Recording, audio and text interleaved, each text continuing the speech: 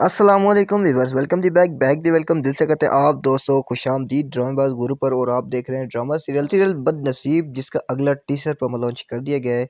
तो आखिर यार बाप जो ना मजबूर होकर अपनी बेटी के पास आता है, सईद साहब दुआ के पास आता है और दुआ को कहता है कि प्लीज़ अब क्या मतलब, और कितना मुझे जलील करोगी, कितना जलील करवाओगी।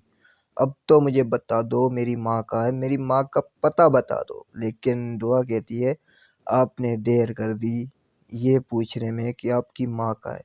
तो दुआ की सोच यही है कि भाई देखो यहाँ पर मतलब कह सकती है अपने बाप को कि तब आपको माँ अपनी याद नहीं आई जब मैं और तुम्हारी माँ ये तुम्हारा घर छोड़ के चले गए थे, तब आपने नहीं ढूंढा और अब आ रहे हो अपनी माँ का पूछने। वाह यार, अब तो मेरे ख्याल में इंतकाल कर कर गई होगी, मर गई होगी शायद। तो आप दोस्तों का क्या ख्याल है, आप दोस्तों की क्या राय? अब क्या वाकई में अभी तक ये हमारी दादी जिंदा है, मतलब सईद साहब की माँ, या नहीं? अपना राय का ज़रूर कमेंट सेक्शन में ज़रूर कीजिएगा।